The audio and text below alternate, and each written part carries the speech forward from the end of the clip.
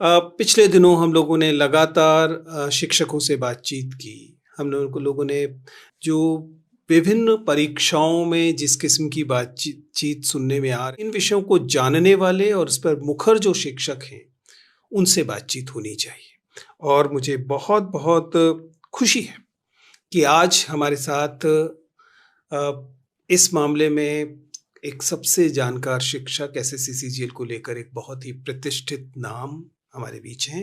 Rakesh sir हमारे साथ हैं। राकेश जी, आपका नमस्कार। बहुत-बहुत स्वागत है कैजुअल टॉक में। राकेश यादव जी, मैं खुद दिल्ली से हूँ और मुखर्जी नगर के तमाम गलियों में राकेश जी एक सेलिब्रिटी शिक्षक हैं।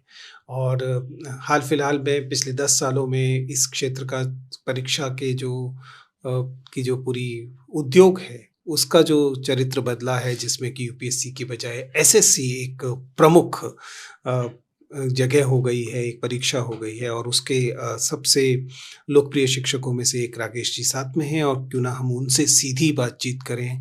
मुख्यतः हम लोग बातचीत करेंगे इस एसएससी वाली चीज़ को लेकर, लेकिन सबसे पहले हम राकेश जी आपका स्वागत करते थैंक हैं और बातचीत शुरू करते हैं कि आपकी यात्रा, यह शिक्षक होने की यात्रा और इतना लोकप्रिय शिक्षक होने की यात्रा, इसके विषय में कुछ बताइए हमारे दर्शकों।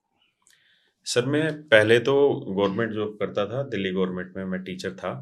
लेकिन 2011 में मैंने यूपीएससी की तैयारी करने की सोची थी, जब मैं बहुत अच्छे से सेटल हो गया था, मेरे बच्चे भी थे, शादी भी हो गई थी। तो किसी एक इंसिडेंट की वजह से मुझे लगा कि मुझे भी आईएएस बनना चाहिए। तो 2011 में मैंने आईएएस की कोचिंग ली, विकास सर के यहाँ दृष्टि में। और मात्र 2 महीने में मैंने उस कोचिंग को छोड़ दिया, क्योंकि मुझे लगा कि मेरे अंदर वो स्टूडेंट नहीं है, बचा, अब खत्म हो गया। उसके बाद फिर ये सोचा कि वो जमा-जमाया सेटअप कैसे छोड़ें? अब वो छोड़ के आए हैं तो उसको वापसी कैसे जाएँ? तो फिर ये सोचा कि कॉम्पिटिशन को पढ़ाना ही शुरू करते हैं स्कूल के बाद। और उस समय एसएससी में एक एडवांस मैथ का पोर्शन अलग से आया था, जो हम पढ़ाते ही थे। स्कूल में वही पढ़ाते थे। तो उस समय वो नया इंट्रोड्यूस हुआ था, तो फिर 2011 से मैंने नीतू मैडम के यहाँ पढ़ाना शुरू कर दिया था। और धीरे-धीरे, धीरे-धीरे 2014 तक मैं पढ़ाता रहा। फिर मैंने पब्लिकेशन के थ्रू अपनी किताबें निकालनी शुरू की थी। और सबसे पहली किताब मैंने निकाली थी सर, एक मैथ की 7300, और उसी ने मुझे आज जहाँ हूँ वहाँ पहुँचाया। उस बुक में पहली बार 2013 में हमने हर सिंगल क्वेश्चन का वीडियो सॉल्यूशन प्रोवाइड किया था, हर सिंगल क्वेश्चन का। उस समय ऐसा कुछ लोग सोच भी नहीं रहे थे और यूट्यूब भी उतना प्रमोटेड नहीं था। तो वो बुक उस समय महीने की लगभग 1 लाख कॉपियाँ निकलती थी। तो वहाँ से वो धीरे-धीरे जर्नी स्टार्ट हुई और बस उसी से धीरे-धीरे आगे बढ़ते चले गए। वाह! इंटरेस्टिंग। आपने एक सरकारी नौकरी में थे, उसके बाद तय किया कि सरकारी नौकरी छोड़ेंगे और लोगों को सरकारी नौकरी दिलवाएँगे। ये जो सरकारी नौकरियों का जो एक पूरा का पूरा हवा है चारों तरफ, इच्छा, सपने सरकारी नौकरियों से जुड़ने की। कैसे देखते हैं आप इसे? आपको लगता है कि पूरे देश में इतने सारे बेरोज़गार युवा हैं, सच्चाई ये है कि सबको सरकारी नौकरी नहीं मिल सकती। नहीं मिल दरअसल उनमें से बहुत कम को ही सरकारी नौकरी मिल सकती है। लेकिन सरकारी नौकरी की चाह इस बड़े पैमाने पर है कि उससे बहुत सारी विसंगतियाँ समाज में सपने के स्तर पर पैदा हो रही हैं। अधिकांश लोग, युवा जो हैं, वो निराश युवा हैं, क्योंकि उनमें से अधिकांश का चयन नहीं होने वाला है। बहुत सारे लोगों को तैयारी करते हुए भी पता है कि उनका चयन नहीं होने वाला है। कैसे देखते हैं इस फिनोमेना को? क्योंकि बहुत सारे लोगों का मानना है कि आजकल परीक्षाओं पे जो सवाल उठ रहे हैं, उसकी एक बड़ी वजह दरअसल यह विसंगति है। सर, बेसिकली क्या है कि आज के समय में जो एजुकेशन सिस्टम है, जो नॉर्मली स्कूलों में बच्चे पढ़ने लग रहे हैं, तो वहाँ कोई एक ऐसा स्किल तो इम्प्रूव कराया नहीं जाता है बच्चे का, जिसके बिहाफ पे वो प्राइवेट जॉब कुछ बहुत अच्छी पा पाए। और एजुकेशन, नेचुरल सी बात है, बहुत महंगी भी है, जो प्रोफेशनल एजुकेशन है। और नॉर्मल एजुकेशन के बिहाफ पे आप कोई भी प्राइवेट जॉब लेने जाएंगे तो 10, 12, 15,000 रुपए से ऊपर की जॉब नहीं होती। अभी एक सर्वे था, उसमें था कि लगभग 60% प्राइवेट नौकरियां ऐसी हैं जो 10,000 से 20,000 के बीच में नौकरी देती हैं। और सोशल मीडिया के टाइम में सपने सब देखते हैं, और बड़े सपने देखते हैं। सोशल मीडिया उस सपने को बहुत नजदीक से दिखा देता है। तो आदमी ये सोचता है कि मैं उस तक पहुंचूं कैसे। तो आज के समय में आप कोई भी सरकारी नौकरी उठाएंगे, जिसे हम एसएससी जीडी होती है, जो सिपाही लगते हैं, उसकी भी जो पहली सैलरी है ट्रेनिंग के टाइम पे वो करीबन करीबन 42,000 बनती है।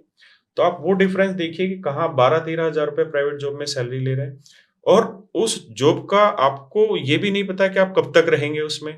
और चूंकि आपने कोई स्किल सीखा नहीं है स्कूलिंग में या कॉलेज में कि कोई एक ऐसा स्किल सीखा जिसके भी आप आगे आप काम कर पाए, तो वहां पे हर गरीब माँ बाप को और हर गरीब बच्चे को अपने सपने सच्चे करने के लिए एक ही रास्ता दिखता है, सरकारी नौकरी पकड़ो।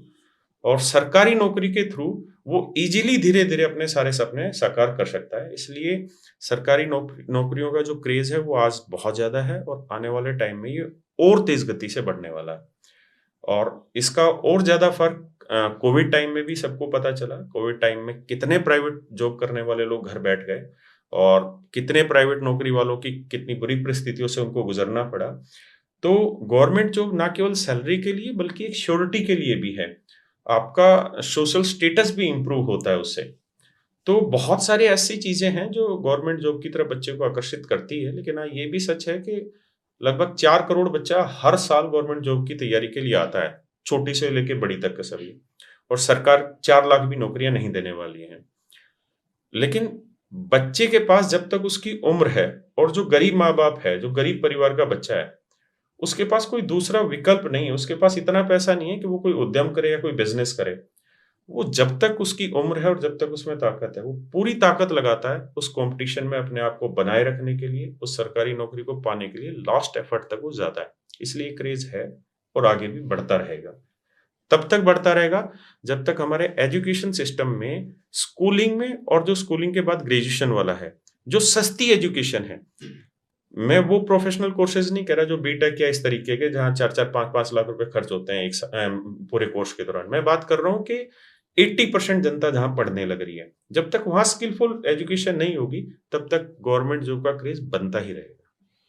लेकिन अब मतलब बहुत वैलिड सवाल उठा रहे हैं, और हम लोग इस बात पर बार-बार हम लोग चर्चा करते रहे हैं कि जो हमारे पब्लिक फंडेड एजुकेशन है, जो सार्वजनिक शिक्षा प्रणाली है, उसमें जो शिक्षा मिल रही है, क्या वह शिक्षा एम्प्लॉयबल यूथ को इस मार्केट में भेज पा रही है या नहीं? या फिर सभी लोग केवल जैसे-तैसे एक डिग्री हासिल करना और उसके बाद इन परीक्षाओं की तैयारी के युद्ध में कूद पड़ना।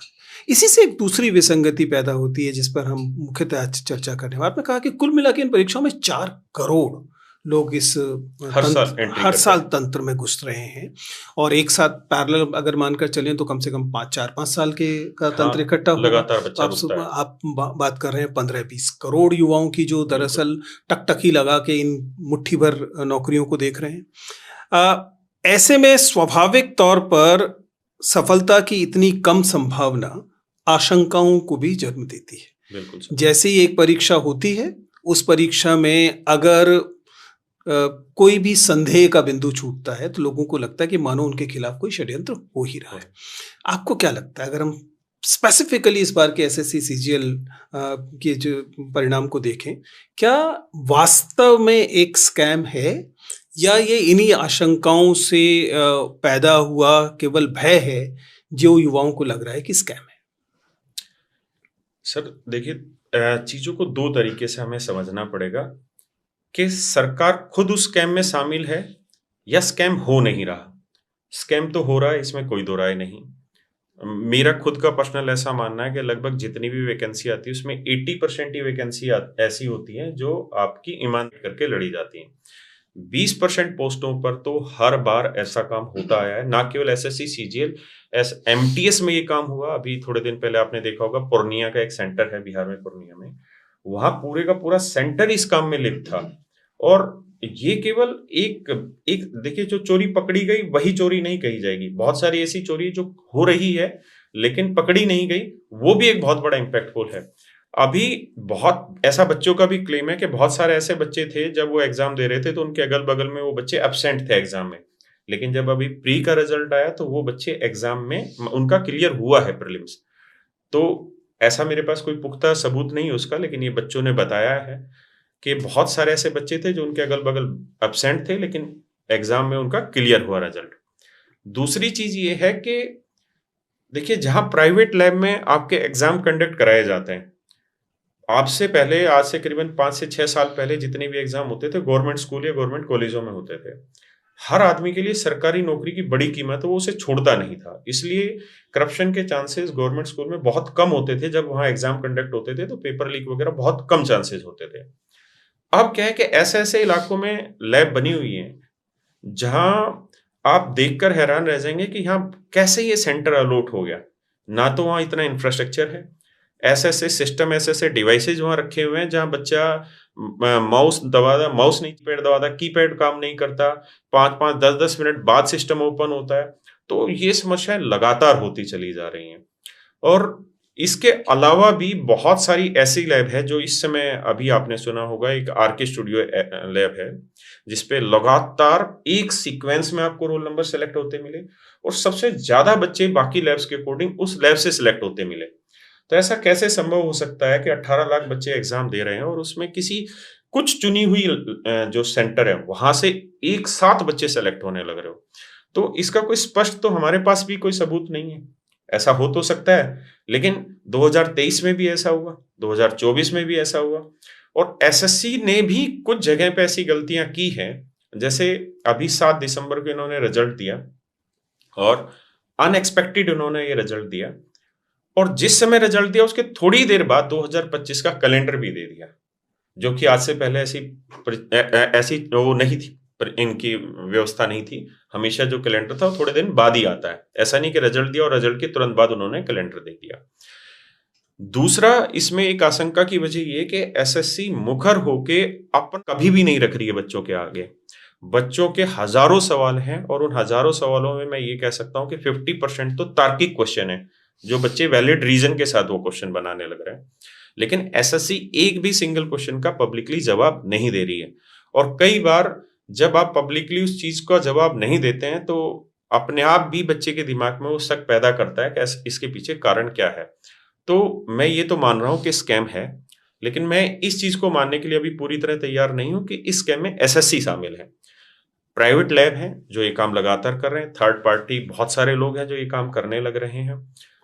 तो एसएससी इसमें कितने लेवल पे इन्वॉल्व है इसका नहीं पता, लेकिन स्कैम तो हो रहा है। राकेश जी, आपने बहुत गंभीर बिंदु यहाँ उठाए हैं। मुझे लगता है कि शायद दर्शक इसके बारे में और जानना चाहेंगे कि आपका एक तो यह अनुमान या दावा है कि लगभग हर परीक्षा में कम से कम 20% जो है वह ऐसा है जो ईमानदारी से हुई चयन नहीं है। नहीं। यूं 20% लगता है, लेकिन अगर आप 20% को वाकई इस 4 करोड़ की संख्या के हिसाब से देखेंगे, तो आपको समझ में आएगा कि यह विश्वास को दरका देने के लिए बिल्कुल पर्याप्त है। दूसरा, आपने ये भी कहा कि संभव है कि एसएससी औपचारिक तौर पर इसमें शामिल ना हो, लेकिन उसे इस स्कैम को या इन अनियमितताओं को रोकने की जिम्मेदारी स्वाभाविक तौर पर एसएससी की है और एसएससी